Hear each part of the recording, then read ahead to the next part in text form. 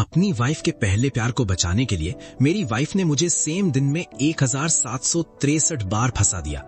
मेरी वाइफ एक time traveller है। जब उसका पहला प्यार मर गया तब उसने अपनी ही लाइफ फोर्स चलाकर बार बार टाइम को पीछे घुमा दिया, सिर्फ हिस्ट्री बदलकर उसे बचाने के लिए। लेकिन उसे ये नहीं पता था कि हर बार जब वो टाइम ट्रैवल करती थी मेरी कॉन्शियसनेस भी उसके साथ वापस उसी पल में चली जाती थी। 1763वें टाइम लूप के बाद मेरी वाइफ पूरी तरह टूट चुकी थी। ईथन, मैंने इतनी कोशिश की, मैं तुम्हें बचा क्यों नहीं पा रही? उसके पास खड़े मैं ठंडी आवाज में बोला, तुमने टाइम को 1763 बार रिवाइंड किया है और मैं हर बार तुम्हारे साथ था, फिर भी तुम उसे नहीं बचा पाई। तुम्हारी नाकामी देखकर अब शारीरिक दर्द होता है। रसल, मेरे पास वाली चादर अचानक हट गई। सारा घबरा कर बेड से उठ बैठी और जल्दी जल्दी कपड़े पहनने लगी। 10 जून 2024 सुबह 7:21। बेड के पास रखी घड़ी को देखकर मेरा दिल बिल्कुल सूखे तालाब जैसा बेजान था। सच ये है कि मैं इस दिन को 1763 बार जी चुका हूँ। मेरी वाइफ सारा एक टाइम ट्रैवलर है जिसके पास वक्त को पीछे घुमाने की अजीब ताकत है। पता नहीं क्यों, लेकिन हर बार जब वो टाइम को रिवाइंड करती है मेरी कॉन्शियसनेस भी जबरदस्ती उसके साथ खिंच ली जाती है और मैं फिर उसी पल अपने पुराने बदन में लौट आता हूँ। उसका पहला प्यार ईथन आज रात मरने वाला है। जब ये पहली बार हुआ था तब से सारा पागलों की तरह बार बार वक्त पीछे घुमा रही है, कसम खाकर कि वो उसे हर हाल में बचा लेगी। ये उसकी 1763वीं कोशिश है। हनी, आज मुझे ऑफिस जल्दी जाना है, थोड़ा ओवर टाइम है, मैं डिनर पर घर नहीं आ पाऊंगी। ये वही लाइन है जो वो हर एक लूप में मुझसे कहती है। मैं इसे नींद में भी सुना सकता हूँ। इस लाइन के बाद सारा कपड़े पहनकर बेड के पास आएगी और मेरे माथे पर हल्का सा किस करेगी। और बिल्कुल वैसा ही हुआ। जैसे ही मेरे दिमाग में ये ख्याल आया, सारा कॉलर ठीक करके मेरे पास आई और झुकने लगी, लेकिन इस बार मैंने उसे धक्का दे दिया। ईथन इस वक्त नॉर्थ प्रॉस्पेक्ट एवेन्यू वाले डाइनर में है, तुम्हें जल्दी करनी चाहिए। इतने सारे लूप्स में उसके साथ रहने के बाद मुझे ईथन का पूरा डेली स्केड्यूल याद हो चुका था, लेकिन सारा को इस बात का जरा भी अंदाजा नहीं था। वो बस हैरानी से मुझे देखने लगी। तुम्हें कैसे? वो पूछना चाहती थी कि मुझे कैसे पता, लेकिन तुरंत खुद को रोक लिया और बात बदल दी। उसकी लोकेशन का मुझसे क्या लेना देना, मैं ऑफिस जा रही हूँ। अब भी झूठ बोल रही थी। मैं हंस पड़ा। अगर तुम ईथन को छोड़ नहीं सकती तो मुझसे झूठ बोलने की जरूरत ही क्या है? इतने सारे टाइम लूप्स के बाद मेरी रूह पूरी तरह सुन्न हो चुकी थी। जो थोड़ा बहुत प्यार और सब्र मेरे अंदर बचा था वो इस एंडलेस रिपीटिशन में पहले ही टूटकर मिट्टी बन चुका था। आज फिर क्या बकवास कर रहे हो? सारा गुस्से में मुझे घूरने लगी। कितनी बार समझा चुकी हूँ, ईथन और मैं सिर्फ दोस्त हैं, बस दोस्त। हर जगह गंदी सोच मत लगाया करो, हर कोई तुम्हें चीट नहीं कर रहा। मैं उसकी आंखों में देखता रहा लेकिन कुछ नहीं बोला। 1763 लूप्स के बाद दोस्ती का मतलब कब का धुंधला हो चुका था। गंदी सोच वाले लोगों को हर जगह गंदगी ही दिखती है। मैं तुम्हें समझा समझा कर थक गई हूँ। सारा गुस्से में नाक से आवाज निकालते हुए रूम से बाहर निकल गई। अगले ही पल मेन डोर जोर से बंद हुआ। मैं बेड पर लेटा हुआ छत को खाली नजरों से देखने लगा। अगर सारा ईथन को नहीं बचा पाई तो वो कभी नहीं रुकेगी। वो बार बार टाइम रिवाइंड करती रहेगी और हर बार अपनी लाइफ फोर्स चलाती रहेगी, और मैं भी मजबूरन उसके साथ इस खत्म ना होने वाले नर्क में फंसा रहूंगा। मुझे कुछ करना होगा, ना ईथन वैंस के लिए और ना ही हमारे टूटे हुए प्यार के लिए। मुझे ये सब खुद के लिए करना होगा। मैंने हल्की शर्ट पहनी और घर से बाहर निकल गया। रिवर्टन में जून का महीना लंबी बारिश का मौसम लेकर आया था। ठंडी हवा हल्की बूंदों के साथ मेरे चेहरे से टकरा रही थी। मैंने शर्ट और कसकर पकड़ी और नॉर्थ प्रॉस्पेक्ट एवेन्यू की तरफ ड्राइव करने लगा। वहां एक छोटा सा फेमस डाइनर था। हॉलिडे वीकेंड होने की वजह से टूरिस्ट्स की भीड़ लगी हुई थी जो रिवर्टन का मशहूर ब्रेकफास्ट टेस्ट करने आए थे। जैसे ही मैं कार से बाहर निकला मेरी नजर भीड़ में सारा पर पड़ी और उसके पास ईथन वैंस बैठा सूप पी रहा था। मैं सीधा अंदर गया, ओनर से कॉफी ऑर्डर की और उनके टेबल पर जाकर बैठ गया। डैनियल, तुम यहाँ क्या कर रहे हो? सारा की आंखें शौक से खुल गई। साफ था कि झूठ पकड़े जाने पर वो घबरा गई थी। मेरी बात सुनो, मैं ऑफिस जा रही थी ओवर टाइम के लिए, लेकिन मुझे उसके बहाने सुनने में जरा भी दिलचस्पी नहीं थी। मैंने सीधा हाथ उठाकर उसे चुप करा दिया। मेरा चेहरा पूरी तरह बेजान था। बस खाना खाओ। हम तीनों ने बाकी ब्रेकफास्ट पूरी खामोशी में खाया। ईथन ने जल्दी खत्म कर लिया, लेकिन सारा सोच में डूबी हुई थी और उसने मुश्किल से कुछ खाया। शायद ये खामोशी उसे डरा रही थी, इसलिए वो फिर जल्दी जल्दी बोलने लगी। डैनियल, सच में ईथन पहली बार रिवर्टन आया है, इसलिए मैं उसे घुमाना चाहती थी। मैंने तुम्हें इसलिए नहीं बताया क्योंकि मुझे डर था कि तुम गलत समझोगे। ओरिजिनल टाइमलाइन में ईथन रिवर्टन घूमने आया था और आज रात एक चैरिटी ऑक्शन में जाने वाला था। वहीं से लौटते वक्त एक अजीब कार एक्सीडेंट में उसकी मौत हो जाती है। पिछले 1762 लूप्स में सारा ने सब कुछ ट्राई कर लिया, लेकिन वो ईथन को उस ऑक्शन में जाने से कभी नहीं रोक पाई। अगर वो वही चीजें बार बार करती रहेगी तो चाहे कितने भी लूप्स और हो जाए, रिजल्ट कभी नहीं बदलेगा। मैंने फोक नीचे रखा, नैपकिन से मुंह साफ किया और धीरे से खड़े होकर उन दोनों की तरफ देखा। मैंने सारा की बातों को पूरी तरह नजरअंदाज कर दिया और सीधा ईथन की आंखों में देखने लगा। अगले ही पल मैंने अपनी मुट्ठी जोर से बंद की और सीधा उसके चेहरे पर घूसा दे मारा। धड़ाम। मैंने पूरी ताकत से पंच मारा था वो भारी और डरावनी आवाज पूरे डाइनर में गूंज उठी। वहां बैठे सब लोग तुरंत हमारी तरफ देखने लगे। ईथन लड़खड़ाते हुए पीछे गिरा। उसे यकीन ही नहीं हो रहा था कि मैं बिना वार्निंग के उस पर सीधा हमला कर दूंगा। सारा भी वहीं जम गई थी और हैरानी से मुझे घूर रही थी, लेकिन मैं एक पल के लिए भी नहीं रुका। मैं तुरंत आगे बढ़ा और जोर से उसके सीने पर लात मारी कि कितनी तेज थी कि ईथन सीधा उड़ता हुआ पीछे दीवार से टकरा गया। धड़ाक की आवाज फिर गूंजी। तब जाकर सारा होश में आई और तुरंत ईथन के सामने आकर खड़ी हो गई। बस करो डैनियल, तुम कर क्या रहे हो? मैं ठंडी आवाज में बोला। मैं इसे पीट रहा हूं, क्या ये इतना भी साफ नहीं दिख रहा? मैंने उसे एक तरफ खींचकर फिर ईथन को जोर की लात मारी। ईथन दर्द से कराहा और जमीन पर गिरकर सांसें लेने लगा। इस बार सारा ने पूरी ताकत से मुझे धक्का दिया। उसकी आंखें गुस्से से जल रही थी। बहुत हो गया, पागलों जैसी हरकतें करना बंद करो। मैं अंदर ही अंदर ठंडी हंसी हंसा। पागल? अगर मैं पागल बन गया हूं तो उसकी वजह तुम्हारे हजारों टाइम लूप्स हैं।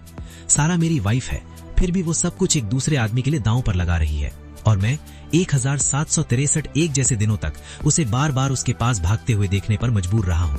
हटो, मैं बर्फ जैसी ठंडी आवाज में बोला। लेकिन इस बार सारा हिली तक नहीं। वो अपने बदन से ईथन को बचाकर खड़ी हो गई। मुझे देखने वाली उसकी नजर में सिर्फ नफरत थी। मैं तुम्हें उसे फिर से हट नहीं करने दूंगी। तुम कुछ नहीं समझते। तुम्हें जरा भी अंदाजा नहीं है कि उसके साथ क्या होने वाला है। मुझे पता था वो ईथन की आज रात होने वाली मौत की बात कर रही है, लेकिन उसे ये नहीं पता था कि इन एंडलेस लूप्स ने मेरी रूह को भी पूरी तरह तोड़ दिया है। हर बार फेल होने पर उसे अपनी मजबूरी का दर्द महसूस होता होगा, लेकिन मेरा क्या? हर नए लूप के साथ मैं और गहरे अंधेरे में डूबता गया हूं। कम से कम उसके पास अभी भी एक छोटी सी उम्मीद बची हुई है। मेरे पास तो सिर्फ निराशा रह गई है। ईथन अपना सीना पकड़कर दर्द से करा रहा था। मेरी किक्स बहुत भारी थी। एक पल के लिए तो मैंने ये तक सोच लिया था कि उसे वहीं मार दो। ईथन, तुम ठीक हो? कहीं ज्यादा चोट तो नहीं लगी? सारा की आवाज दर्द से भरी हुई थी। वो मुझे पूरी तरह भूलकर तुरंत घुटनों के बल बैठ गई और ईथन की चोट चेक करने लगी। उन दोनों को साथ देखकर मेरे सीने में फिर एक तेज दर्द उठा। वो दिल जो मुझे लगा था कब का महसूस करना छोड़ चुका है। वो दर्द मेरी नर्व्स को चीर रहा था, लेकिन मेरे लिए ये कोई नई बात नहीं थी। मेरा दिल तो पहले ही 1000 बार टूट चुका था। सारा ने एम्बुलेंस बुलाई। जब वो ईथन को संभालते हुए एम्बुलेंस में बिठा रही थी, तब उसने एक बार मुड़कर मुझे देखा। उसकी आंखों में बर्फ जैसी ठंड और गहरी जलती हुई नफरत थी। उनके जाने के बाद मैं वहीं खड़ा एम्बुलेंस को दूर जाते देखता रहा, जब तक वो आंखों से ओझल नहीं हो गई। तब जाकर मैं फिर से शांत हुआ। लग रहा था मेरी अचानक हुई हिंसा ने टाइमलाइन को बदल दिया है। अगर ईथन हॉस्पिटल में रहा तो शायद वो आज रात चैरिटी ऑक्शन में नहीं जा पाएगा, लेकिन सिर्फ इतना काफी नहीं था। सबसे छोटी पॉसिबिलिटी को भी खत्म करना जरूरी था। मुझे ईथन के जीने या मरने से कोई मतलब नहीं था। मैं बस सारा के साथ इस खत्म न होने वाले अंधेरे में और नहीं फंसना चाहता था। डाइनर से निकलने के बाद मैं सीधा ऑफिस गया। मेमोरियल डे वीकेंड की वजह से पूरी कंपनी बंद थी और ऑफिस बिल्कुल खाली था। मिस्टर मिलर, आप यहाँ क्या कर रहे हैं? फाइल्स का ढेर पकड़े एक यंग लड़की रिकॉर्ड्स रूम से बाहर आई। मुझे देखते ही उसके चेहरे पर हैरानी आ गई। वो मेरी सेक्रेटरी क्लोए डेविस थी, मेरे हिसाब से पूरी तरह काम की दीवानी। मैं मैकेनिकल आवाज में बोला, बस थोड़ा काम था, तुम छुट्टी एंजॉय क्यों नहीं कर रही? ये वही सवाल था जो मैं उसे 1000 बार पूछ चुका हूँ और मुझे उसका जवाब पहले से याद था। घर जाने वाली सारी फ्लाइट्स बुक थी और बोर हो रही थी, तो सोचा थोड़ा काम कर लेती हूँ। क्लोए मीठी स्माइल के साथ बोली। मिस्टर मिलर, कोई अर्जेंट काम है क्या? आपको मेरी हेल्प चाहिए? मैंने सिर हिलाया और उसे ऑफिस के अंदर ले गया। मुझे चाहिए तुम अभी हॉस्पिटल जाओ, ईथन वैंस नाम का पेशेंट ढूंढो और उस पर नजर रखो। जो भी करना पड़े करो, लेकिन आज रात उसे हॉस्पिटल से बाहर मत निकलने देना। मैंने क्रेडिट कार्ड निकाला और उसके हाथ में दे दिया। इससे काम करवा लो, मुझे पैसे की परवाह नहीं, बस रिजल्ट चाहिए। क्लोए बहुत केपेबल सेक्रेटरी थी। उसने एक भी सवाल नहीं पूछा, बस कार्ड लिया और ऑफिस से निकल गई। अगर ईथन के साथ कुछ भी अजीब होता तो वो तुरंत मुझे कॉल कर सकती थी। ऑफिस में अकेले बैठे मैं कंप्यूटर ऑन करके आज रात के चैरिटी ऑक्शन की इन्फॉर्मेशन देखने लगा। ईथन इस ऑक्शन से घर लौटते वक्त एक्सीडेंट में मरने वाला था। अगर मैं उसे ऑक्शन में जाना ही रोक दूं तो शायद एक्सीडेंट टल सकता है। तभी मेरा फोन बजा। सारा का कॉल था। मेरा उससे बात करने का बिल्कुल मन नहीं था, इसलिए मैंने कॉल कट कर दिया। लेकिन सारा बार बार कॉल कर रही थी। खाली ऑफिस में फोन की तेज आवाज मेरे दिमाग में चुभ रही थी। आखिर मैंने कॉल रिसीव किया। क्या है? मेरी आवाज बहुत सख्त थी। अब मेरे दिल में इस औरत के लिए कुछ भी नहीं बचा था। ये सब खत्म होते ही मैं डाइवोर्स फाइल करने वाला था और जैसे मैंने सोचा था, सारा सिर्फ मुझे डांटने के लिए कॉल कर रही थी। डैनियल, मुझे तुमसे बहुत निराशा हुई है। अच्छा, मैंने बिल्कुल बेपरवाह आवाज में बोला। उसकी निराशा का अब मेरे लिए कोई मतलब नहीं था। मेरे अंदर उसके लिए सब्र कब का खत्म हो चुका था। तुम्हें जरा भी अंदाजा नहीं तुमने उसे कितनी जोर से मारा। ईथन तुम्हारी वजह से हॉस्पिटल में है। जैसे ही ईथन हर्ट हुआ, सारा अपनी असली वजह ही भूल गई थी। मैं ठंडी हंसी हंसा और सीधा सच बोल दिया। सारा, तुम सच में इतनी भोली हो या बिल्कुल बेवकूफ? अभी तक समझी नहीं? मैंने उसे टाइमलाइन बदलने के लिए मारा। दूसरी तरफ अचानक पूरी खामोशी छा गई, लेकिन मुझे पता था सारा अभी भी लाइन पर है। मैं उसकी तेज होती सांसें साफ सुन सकता था। डैनियल, तुम्हें सब पता है? उसकी आवाज में यकीन न होने वाली हैरानी थी। उसके दिमाग में शायद ये था कि सिर्फ वही टाइम लूप कर रही है और मैं बस उसकी दुनिया का एक बैकग्राउंड कैरेक्टर था, एक एनपीसी की तरह। मैंने अपनी मुट्ठी इतनी जोर से बंद की कि मेरी उंगलियों की हड्डियां सफेद पड़ गईं। मेरे दांत भी गुस्से में कस गए। तुमने ईथन को बचाने के लिए 1763 बार टाइम रिवाइंड किया है और मैं हर एक बार तुम्हारे साथ था। हर बार तुम्हें उसके पास भागते हुए देखा है। सारा, तुम सोच भी सकती हो ये सब मेरे लिए कैसा था। दूसरी तरफ सारा बिल्कुल चुप हो गई। ये बात उसके दिमाग में कभी आई ही नहीं थी। इतने टाइम तक उसे लगता रहा कि सिर्फ वही लूप्स याद रखती है। बाकी सब लोगों की तरह मैं भी हर बार सब कुछ भूल जाता हूँ, लेकिन मेरी बातों ने उसकी पूरी दुनिया हिला दी थी। काफी देर की खामोशी के बाद उसकी आवाज नर्म और भीख मांगने जैसी हो गई। डैनियल, तो फिर मेरी हेल्प करो ना। ईथन अभी बहुत यंग है, मैं उसे ऐसे मरते हुए नहीं देख सकती। वो अपनी बात पूरी करती उससे पहले ही मैंने उसे रोक दिया। वो जिंदा रहे या मर जाए मुझे कोई फर्क नहीं पड़ता। मैं बस इस खत्म न होने वाले टॉर्चर से बाहर निकलना चाहता हूँ। अगर तुम नहीं चाहती कि पिछले 1762 लूट जैसा ही रिजल्ट फिर से आए तो इस बार मेरी बात मानोगी। उसके जवाब का वेट किए बिना मैंने कॉल काट दिया। मेरे अंदर गुस्सा आग की तरह जल रहा था और मुझे किसी तरीके से उसे बाहर निकालना था। 1000 से ज्यादा बार सेम दिन जीने के बाद मेरा दिमाग टूटने के किनारे पर पहुंच चुका था। और सबसे बुरी बात यह थी कि मेरी इस तकलीफ की वजह वही औरत थी जिसे मैं सबसे ज्यादा प्यार करता था।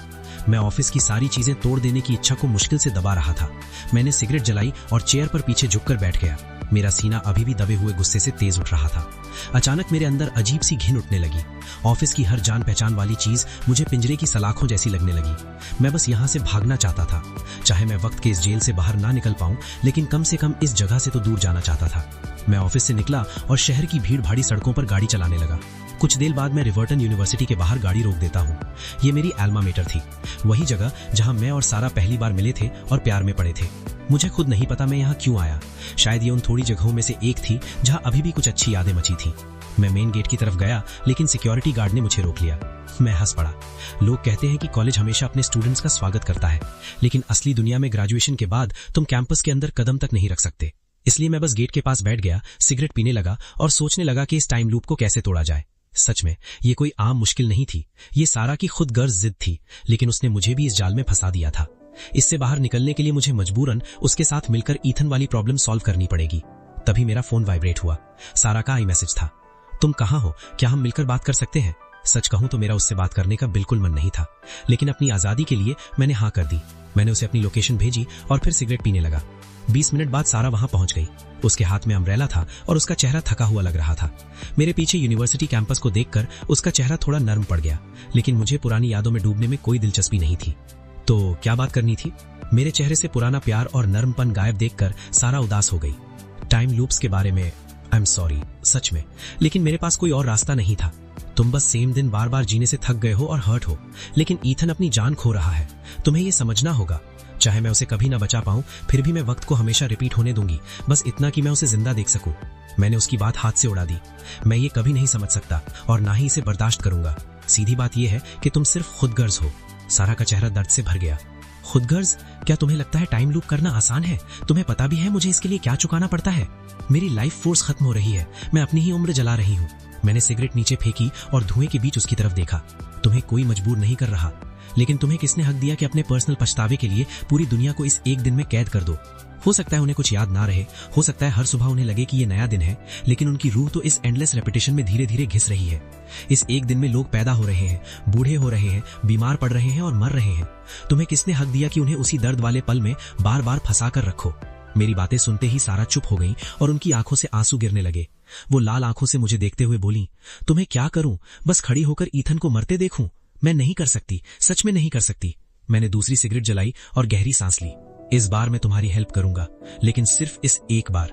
इसके बाद मैं चला जाऊंगा, और क्योंकि तुम ईथन के लिए इतना फील करती हो तो तुम्हें उसके साथ ही रहना चाहिए।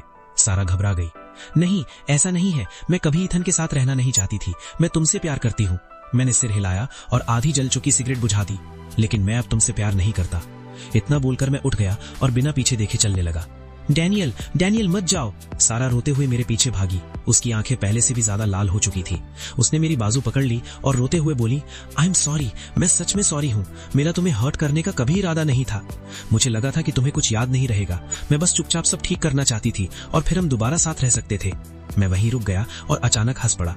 तो तुम चुपचाप हीरो बनना चाहती थी और उसके लिए पूरी दुनिया को साथ में घसीटने को भी रेडी थी। वाह सारा, कितनी महान हो। हम खत्म हो चुके हैं।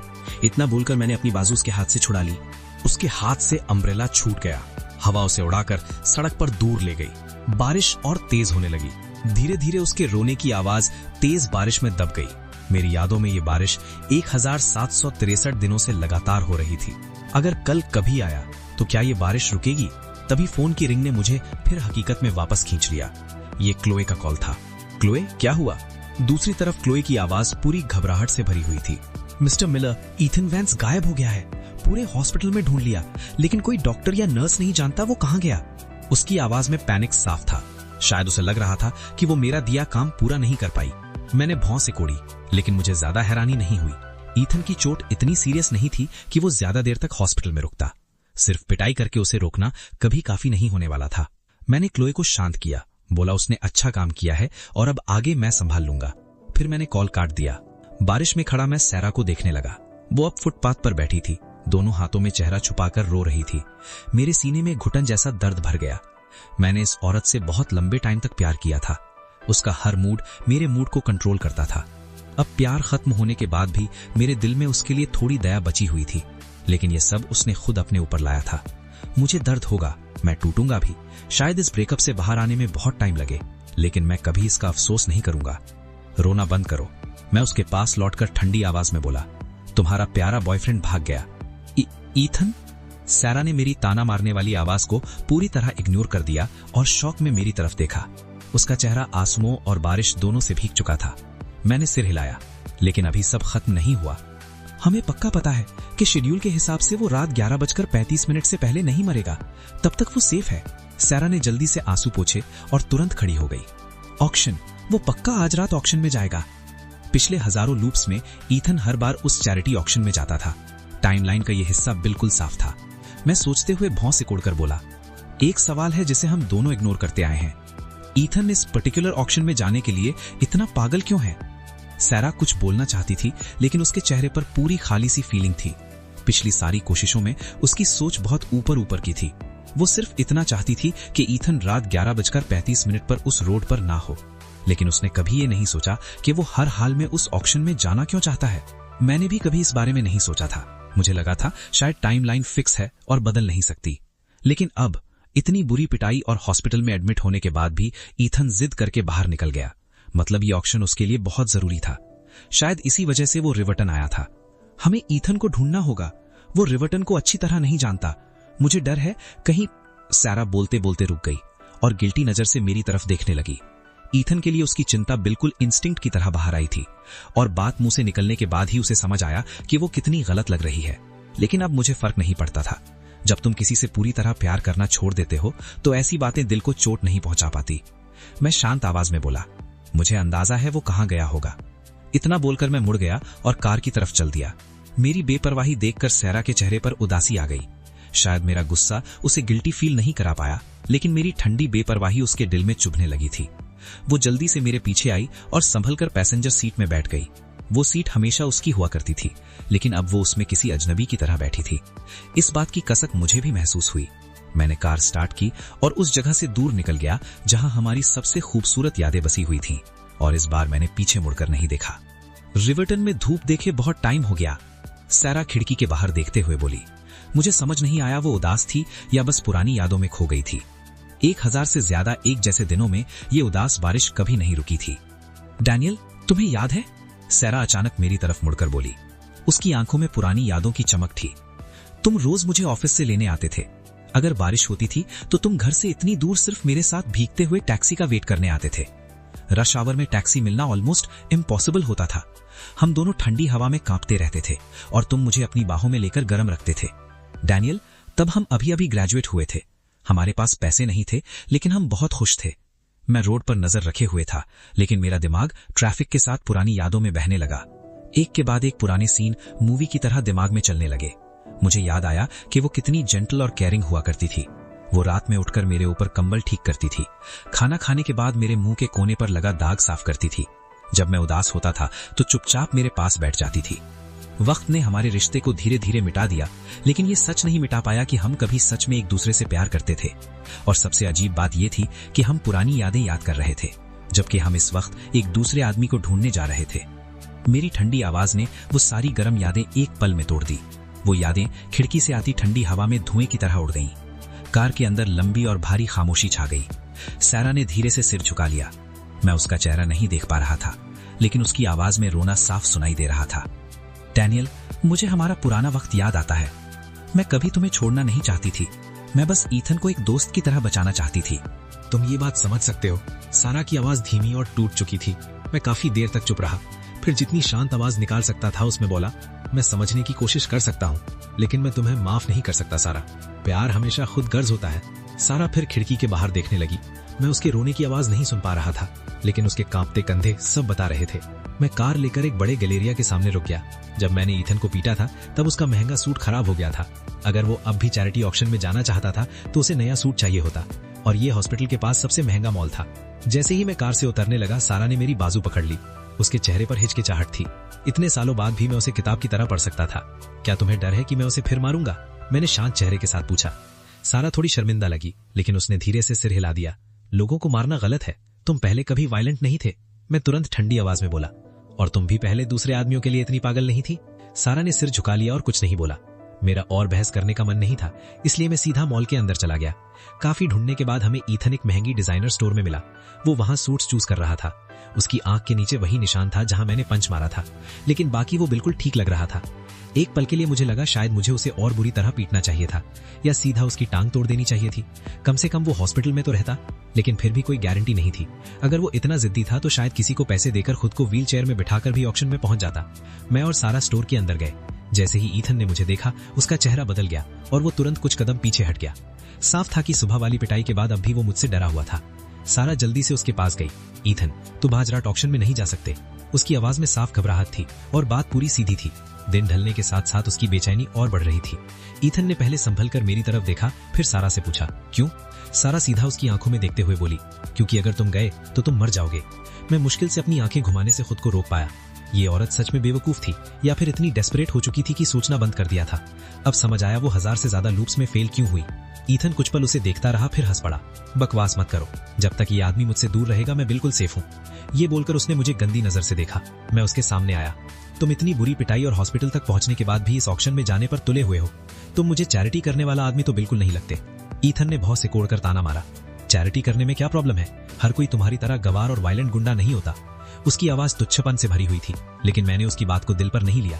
वैसे भी वो चलती फिरती लाश ही थी, लेकिन उसके रिएक्शन ने मुझे एक जरूरी बात समझा दी। ये ऑक्शन उतना सिंपल नहीं था जितना दिख रहा था। ईथन जैसा आदमी यहाँ चैरिटी के लिए नहीं आया था। ये जानने का सिर्फ एक ही तरीका था कि वो इस ऑक्शन में इतना जाने को पागल क्यों है, और वो था खुद वहां जाना। मुझे जो चाहिए था वो मिल चुका था, इसलिए वहां रुकने की कोई वजह नहीं थी। मैं बिना कुछ बोले मुड़कर बाहर निकल गया। ईथन फिर सूट्स देखने लगा, लेकिन सारा पूरी तरह उलझन में थी। वो कभी मेरी तरफ देखती, कभी ईथन की तरफ। आखिरकार डांट भींचकर वो मेरे पीछे बाहर आ गई। डैनियल, क्या तुम्हें उसे बचाने का कोई तरीका मिल गया? सारा मेरे पीछे चलते हुए बोली। मैंने सीधा जवाब नहीं दिया, बस ठंडी आवाज में पूछा, तुम्हें इस वक्त उसके साथ अंदर नहीं होना चाहिए? मेरे पीछे क्यों आ रही हो? सारा ने मुंह फुलाया और उदासी लगने लगी। तुम मेरे साथ इतना बुरा बर्ताव क्यों कर रहे हो? मैं रुककर उसकी तरफ मुड़ गया। पिछले 1762 लूप्स में तुमने ईथन को बचाने के चक्कर में मुझे कितनी ठंडी और चुभने वाली बातें बोली थी। अब जब मैं तुम्हारे साथ वैसा बर्ताव कर रहा हूं तो तुमसे बर्दाश्त नहीं हो रहा। सारा ने अपना होंठ काटा और मेरा हाथ पकड़ने की कोशिश की। आई एम सॉरी डैनियल, मेरा वो मतलब नहीं था। बस ईथन वाली बातों की वजह से मैं बहुत स्ट्रेस में थी और सारा गुस्सा तुम पर निकाल दिया। मैंने तुरंत अपना हाथ खींच लिया। तुम्हारा मतलब नहीं था। सच तो ये है कि तुम्हें लगता था मुझे कुछ याद ही नहीं रहेगा, इसलिए मेरी फीलिंग्स का कोई मतलब नहीं था, है ना? सारा ने सिर झुका लिया और चुप रही। मैं फिर बोला, सच ये है कि मैं तुम्हारा इमोशनल टॉर्चर 1763 दिनों से झेल रहा हूँ। तुम्हें पता भी है ये कितना लंबा वक्त होता है? लगभग 5 साल। 5 साल से मैं लगातार दर्द में हूँ। जब दूसरे लोगों का प्यार खत्म होता है तो वो डिवोर्स ले सकते हैं, वो छोड़कर चले जा सकते हैं, लेकिन मैं इसी एक दिन में फंसा हुआ हूँ। बार बार वही दर्द, वही अंधेरा, वही टॉर्चर झेलते हुए। सारा की आंखें फिर आंसुओं से भर गईं और वो अचानक मुझे जोर से गले लग गई। आई एम सॉरी डैनियल, मैं सच में सॉरी हूँ। मुझे नहीं पता था तुम इतना हर्ट हो। अगर मुझे पता होता तो मैं क्या? मैंने उसे जोर से अपने से दूर कर दिया। तुम बोल भी नहीं पा रही, क्योंकि तुम ईथन को कभी छोड़ ही नहीं सकती थी। चाहे मैं कितना भी टूट रहा होता, तुम फिर भी नहीं रुकती। उसके बाद मैंने उसे इग्नोर किया और मॉल से बाहर निकल गया। ग्लास डोर के रिफ्लेक्शन में मैं सारा को वहीं जमकर खड़े देखता रहा। उसके चेहरे पर तन्हाई और पछतावा था, ऐसा एक्सप्रेशन जो मैंने पहले कभी नहीं देखा था। लेकिन मैं बिना रुके चलता रहा। मैं कार में बैठा और वहां से निकल गया। धीरे धीरे शाम होने लगी और सूरज ढलने लगा। मैं कार की सहारे खड़ा सिगरेट पी रहा था और धुएं के पार सामने वाली बिल्डिंग को देख रहा था। वो एक बहुत महंगा प्राइवेट क्लब था जहां आज रात चैरिटी ऑक्शन होने वाला था। महंगी कारें लगातार एंट्रेंस पर आ रही थीं और 2 लाइन में खड़े सिक्योरिटी गार्ड्स गेस्ट्स के आईडी और इन्विटेशंस चेक कर रहे थे। ये मेंबर्स ओनली इवेंट था। इन्विटेशन के बिना एंट्री इम्पॉसिबल थी। मेरे पास ऑब्वियसली इन्विटेशन नहीं था, लेकिन इसका मतलब ये नहीं था कि मैं अंदर नहीं जा सकता। पिछले कुछ लूट्स में मैं इस जगह को पहले ही अच्छी तरह देख चुका था और एक सीक्रेट एंट्री का रास्ता ढूंढ लिया था। एक डिलीवरी ट्रक धीरे धीरे सर्विस एंट्रेंस की तरफ आ रहा था। मैंने सिगरेट बुझाई और उसके पीछे चल दिया। 10 मिनट बाद मैं क्लब के एक बहुत महंगे और सजाए हुए हॉलवे में चल रहा था। तभी हॉलवे के दूसरे साइड से एक आदमी और एक औरत सामने आए। मेरा चेहरा तुरंत सख्त हो गया और मैं मुड़कर वापस जाने वाला था कि उसने मुझे आवाज दी, डैनियल। सारा मुझे देखकर हैरान लग रही थी। वो ईथन का हाथ पकड़कर जल्दी से मेरे पास आई। उसने मुझे ऊपर से नीचे तक देखा। तुम यहाँ अंदर कैसे आए? मैंने कंधे उचका दिए। मुझे नहीं लगता मैं अपनी हर मूवमेंट का रिपोर्ट तुम्हें दूं। सारा अजीब सी हंसी। अब जब तुम यहाँ आ ही गए हो तो साथ ही रह लेते हैं। उसने मेरी स्लीव पकड़ी और धीमी आवाज में बोली, अगर हम दोनों ईथन पर नजर रखेंगे तो उसके साथ कुछ नहीं होगा। मैं ठंडी आवाज में बोला, वो तुम्हारा काम है, मेरा नहीं। फिर मैंने ईथन की तरफ ताना मारते हुए देखा। वैसे भी मुझे नहीं लगता इतना बड़ा फिलैंथ्रोपिस्ट मेरे जैसे गुंडे के साथ दिखना चाहेगा। ईथन ने नाक से आवाज निकाली, हाथ बांधे और घमंड से मुझे ऊपर से नीचे देखने लगा। ऑब्वियसली नहीं, ऐसी जगह तुम जैसे लोगों के लिए नहीं होती। मैं सिक्योरिटी को रिपोर्ट नहीं करूंगा, लेकिन अपनी औकात में रहना। उसकी आवाज में इतना घमंड था जैसे मुझे रिपोर्ट ना करना उसकी कोई महानता हो। साला और भी ज्यादा ऑकवर्ड लग रही थी। वो धीमी आवाज में बोली, बस केयरफुल रहना, ओके? और अगर कुछ मिले तो मुझे कॉल करना। मैंने कोई जवाब नहीं दिया, बस मुड़कर हॉलवे में आगे चला गया। उन दोनों को छोड़ने के बाद मैंने एक वेटर के ट्रे से कॉकटेल उठाया और क्लब को एक्सप्लोर करने लगा। ऑक्शन अभी शुरू नहीं हुआ था, लेकिन मैं रिवर्टन की कई पावरफुल बिजनेस लीडर्स को अंदर आते देख चुका था। लेकिन वो मेन हॉल में नहीं दिख रहे थे। मतलब वो लोग किसी और ज्यादा प्राइवेट जगह पर मिल रहे थे। ढूंढते ढूंढते मुझे एक हिडन स्टेयरवेल मिला। मैंने डोर खोलने की कोशिश की, लेकिन वो लॉक था। मैं कोने में छुपकर वेट करने लगा। कुछ मिनट बाद एक वेल ड्रेस्ड और इंपॉर्टेंट लगने वाला आदमी वहां आया। उसने पॉकेट से की कार्ड निकाला और स्वाइप किया। बीप की आवाज के साथ डोर अनलॉक हो गया। जैसे ही वो अंदर गया, मैं भी चुपचाप उसके पीछे घुस गया और बंद होने से पहले डोर पकड़ लिया। मैं रुककर वेट करता रहा जब तक वो आदमी आगे नहीं चला गया। फिर मैंने धीरे से डोर खोला और अंदर चला गया। सीढ़ियां नीचे बेसमेंट की तरफ जा रही थी। मैं चुपचाप नीचे उतरने लगा और नीचे जो मैंने देखा उसने मुझे पूरी तरह शॉक कर दिया। ये एक हिडन बेसमेंट था, लेकिन ऊपर वाले क्लब से भी ज्यादा लग्जरी से भरा हुआ। रूम के बीच में कई महंगे सूट्स पहने आदमी सोफे पर बैठे थे और उनके आसपास सुंदर और पतली लड़कियां लाइन में खड़ी थी। सीन इतना शॉकिंग था कि मैं यकीन नहीं कर पा रहा था कि क्लब के नीचे ऐसी जगह छुपी हुई है। एक आदमी ने पूछा, ये जगह सेफ है ना? दूसरा बोला, ऑफ कोर्स, ये सारी विमेन अच्छी तरह चेक की गई हैं, इन्हें चुप रहना आता है। पहला आदमी बोला, मैं लड़कियों की बात नहीं कर रहा, तुम्हारी इस चैरिटी ऑक्शन की बात कर रहा हूँ। हम बहुत पैसा डाल रहे हैं, पक्का ना ये साफ तरीके से हमारे पास वापस आ जाएगा? मेरी आंखें तुरंत खुल गईं और मैंने शॉक में अपना मुंह हाथ से ढक लिया। एक पल में सब समझ आ गया। ये ऑक्शन असल में चैरिटी नहीं था, ये पैसा साफ करने का धंधा था। ये लोग ब्लैक मनी को क्लीन बना रहे थे। ईथन को पक्का इस सब के बारे में पता था। शायद वो भी इस गेम का हिस्सा था। मैंने तुरंत फोन निकाला और चुपके से कुछ फोटोज खींच लिए। फिर एविडेंस के लिए वीडियो रिकॉर्डिंग भी स्टार्ट कर दी। ये रिवर्टन के सबसे पावरफुल लोग थे। अगर ये सब बाहर आ गया तो पूरा शहर हिल जाएगा। मैं कुछ देर और चुपकर उनकी बातें सुनता रहा। फिर कुछ आदमी उठकर जाने लगे। मैं तुरंत अंधेरे में छुप गया। उनके जाने के बाद मैं भी निकलने वाला था, तभी मैंने एक ऐसी बात सुनी जिससे मेरा खून ठंडा पड़ गया। जब पैसा मेरे हाथ में आ जाएगा फिर वापस नहीं निकलेगा। ऑक्शन के बाद किसी को भेजना और सबको खत्म कर देना, सबको, और काम बिल्कुल साफ होना चाहिए। मेरी सांसें अटक गई और फोन पकड़ा हुआ मेरा हाथ कांपने लगा। तब जाकर मुझे समझ आया कि ईथन की मौत कैसे होती है। सिर्फ ईथन नहीं, इस पूरे स्कैम में शामिल हर आदमी को एक एक करके मारा जाने वाला था। मैं काफी देर तक अंधेरे में छुपकर खड़ा रहा, फिर बहुत संभल कर वहां से निकला। भारी डोर के बंद होने की क्लिक की आवाज के बाद भी मेरा दिल जोर जोर से धड़क रहा था। मैंने एक सेकंड भी वेस्ट नहीं किया। मैं जल्दी से क्लब से बाहर निकला और सीधा कार में जाकर बैठा। तब जाकर मैं थोड़ा शांत हुआ। मैंने तुरंत पुलिस को कॉल किया और जो एविडेंस रिकॉर्ड किया था वो सब भेज दिया। 10 मिनट बाद पुलिस सायरन्स की आवाज पूरे एरिया में गूंजने लगी। स्क्वाड कार्स ने पूरे क्लब को घेर लिया। थोड़ी देर में मैंने बेसमेंट वाले आदमियों को हैंडकफ्स में बाहर लाते देखा। ईथन! सारा चिल्लाते हुए मेन एंट्रेंस से बाहर भागी। उसके चेहरे पर अजीब मिक्स्ड इमोशंस थे। तब जाकर मुझे पता चला कि ईथन भी उन आदमियों में था जिसे अरेस्ट किया गया था। मतलब वो भी इस सब में शामिल था। वो जिंदा था, लेकिन अब उसके सामने लंबी जेल लाइफ थी। मुझे नहीं पता सारा के लिए ये उसकी मौत से बेटर था या वर्स्ट। मैंने सिगरेट जलाई और बाहर गिरती हल्की बारिश को देखने लगा। बारिश बहुत तेज नहीं थी, लेकिन हवा में अजीब घुटन थी। Tip tip tip. किसी ने कार विंडो नॉक की। मैं मुड़कर देखता हूं तो सारा थी। मैंने डोर अनलॉक किया और वो अंदर बैठ गई। उसका चेहरा सफेद पड़ चुका था। साफ था कि वो अभी भी शॉक में थी। मैं शांत आवाज में बोला, अरेस्ट होना उसके लिए सही सजा है, मरने से तो बेटर है। मैंने स्मोक बाहर जाने के लिए खिड़की हल्की खोली और उसकी तरफ देखा। तुम फिर से लूप बैक तो नहीं करोगी? उसे ऑक्शन में ना आने के लिए मनाने की कोशिश करोगी? ये मेरी सबसे बड़ी टेंशन थी। अगर ईथन ऑक्शन में नहीं जाता तो वो अरेस्ट भी नहीं होता, और अगर सारा ने फिर से टाइम रिवाइंड कर दिया तो शायद 1000 लूप्स के बाद वो कोई परफेक्ट रिजल्ट ढूंढ लेती। लेकिन सारा ने बस धीरे से सर हिला दिया। उसे वही मिला जो वो डिजर्व करता था। मैं अपनी पावर यूज करके उसे सजा से बचाने वाली नहीं हूँ। मैंने हल्का सा सर हिलाया। अच्छा, तो फिर आखिरकार सब खत्म हो गया। मैं फिर खिड़की के बाहर देखने लगा। शायद कल आते ही ये बारिश सच में रुक जाए।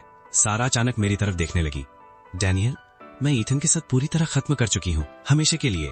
मैं बिल्कुल सीधी और बेजान आवाज में बोला। ठीक है, वो तुम्हारी चॉइस है, उसका अब मुझसे कोई लेने देना नहीं। सारा ने कड़वी सी मुस्कान दी। मैंने बहुत सारी बातों में गलती की, क्या तुम मुझे कभी माफ कर पाओगे?